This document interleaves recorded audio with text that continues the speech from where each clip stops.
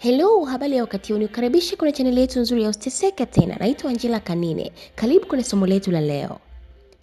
Unahitaji muda na mumeo lakini yuko busy na simu. Basi hii ndiyo suluhu. Kwa wanawake wengi, changamoto kubwa ya sasa si kukosa mume, ila ni kuwa na mume ambaye yupo kimwili lakini akili yake iko kwenye simu. Leo nitakupa suluhu ya vitendo kwa changamoto hii. Namba 1. Elewa kwanza kwa nini yuko sana kwenye simu na hakupi muda. Wanaume wengi hukimbilia simu kwa sababu zifuatazo: ni msongo wa mawazo, kukimbia majukumu, kukosa amani ya ndani, au wamekuwa mraibu wa simu. Ukielewa chanzo, ndipo unapaswa utafute namna ya kumrejesha tena kwako. Na haupaswi kumrejesha kwa nguvu za kimwili, ila kwa nguvu za mwanamke wako. Yes. Namba 2. Usipigane na simu yake, ila pigania nafasi yako. Ukipambana na simu moja kwa moja, utaonekana kama kero. Usimseme vibaya kwa sababu ya simu. Badala yake, tengeneza mazingira yatakayomfanya akuchague wewe kuliko simu. Mfano, zungumza naye kwa upole na maneno yaliyojaa shukrani. Lakini tumia sauti yako iliyojaa ukike mwingi na acha ile sauti kavu unayotumiaga kufoka. Kama yupo busy na simu na unahitaji kuongea naye, nenda kakae naye na anza kumgusa kama unamfanyia masaji, huku ukimwongelesha kwa sauti laini. Namba 3. Jitengeneze uwe eneo la amani kwake.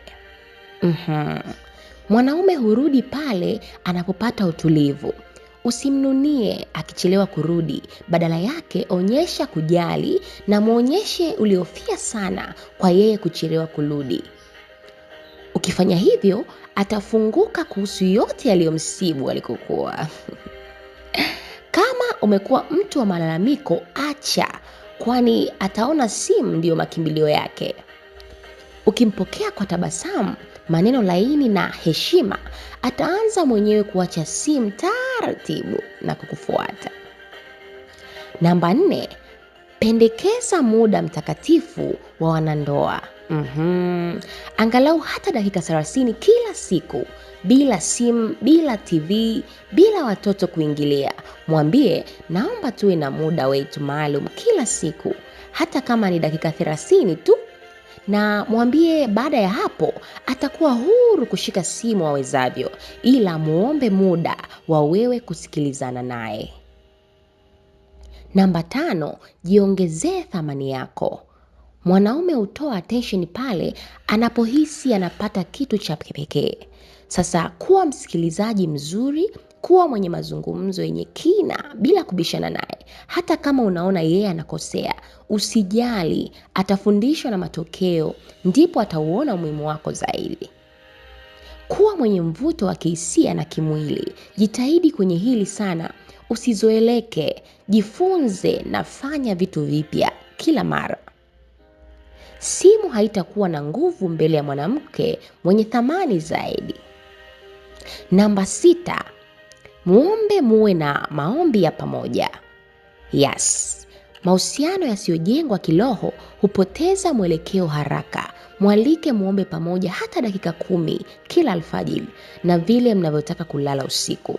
Mkiwa na ibada za pamoja, mnaunganisha mioyo yenu kuwa pamoja. Lengo la kufanya hivi vyote ni kumfanya aone kuwa wewe ni mahali pazuri kwa hisia zake kuliko simu. Kwa hilo linawezekana bila ugomvi. Kwa maelezo zaidi, soma kitabu chetu cha Siri 10 Bora za Kuishi na Mwanaume. Tucheki WhatsApp kwa simu nambari 0755302668. Usiteseke tena.